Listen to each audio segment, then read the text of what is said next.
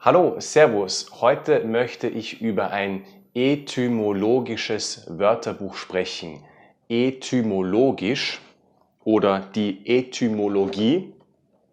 Hier steht es, ein etymologisches Wörterbuch. Was heißt das?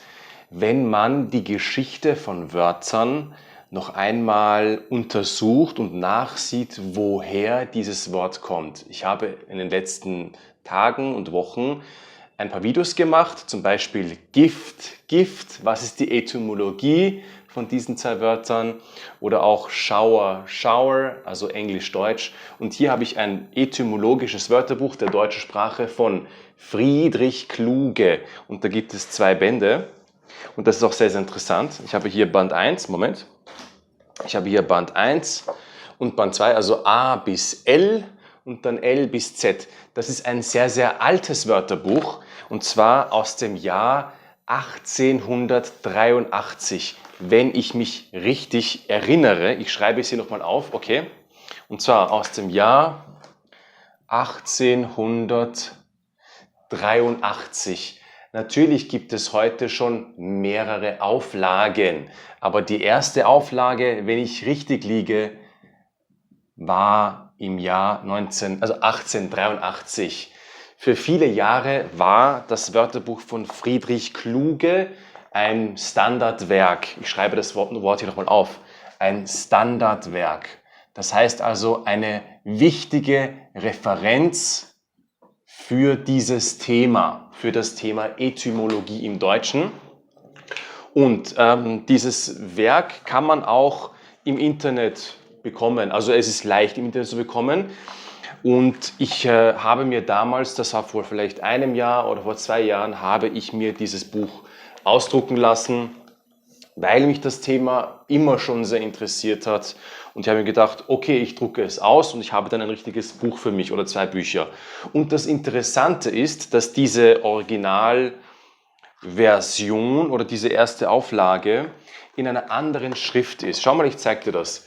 Das ist nicht die heutige moderne Druckschrift, sondern die ist ein bisschen anders. Siehst du, hier diese Buchstaben werden anders geschrieben. Früher, also bis vor vielleicht, 50, 60 Jahren, war diese Schrift relativ populär und relativ gebräuchlich. Also für lange Zeit, wenn du ein Buch aus dem 19. Jahrhundert lesen möchtest, aus dem 19. Jahrhundert, also dieses Jahrhundert hier, das ist das 19. Jahrhundert, dann sind fast alle Bücher auf Deutsch in dieser Schrift.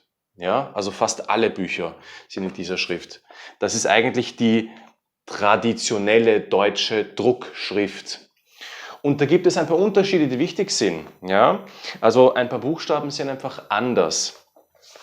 Zum Beispiel kann man das S einmal so schreiben. Hier siehst du es. Nein, hier siehst du es nicht. Das ist ein bisschen zu weit. Moment, ich mach das mit der Kamera anders. Ich werde die Kamera ein bisschen nach oben geben, damit du das besser sehen kannst. So, okay, ich werde aufstehen. Und zwar, schau mal, ich geh mal hier ran. So, tut mir leid. Das Mikrofon. Okay. Also, hier siehst du das S. Manchmal steht das S, ist das S so und manchmal ist das S einfach so ein Strich, irgendwie so. Ja? Manchmal ist es so und so. Oder zum Beispiel, was ist noch ein anderer? Also das ist für mich ein ganz, ganz typischer Unterschied. Und manche Buchstaben schreibt man einfach wirklich anders. Also die Großbuchstaben und die Kleinbuchstaben. Großbuchstaben, Kleinbuchstaben schreibt man in dieser Schrift ganz, ganz anders. Es ist manchmal sehr schwer zu lesen. Ja, also ein G zum Beispiel schreibt man, ich habe das wirklich vergessen, ja, aber es ist viel, viel komplizierter als dieses G hier in groß. Ja.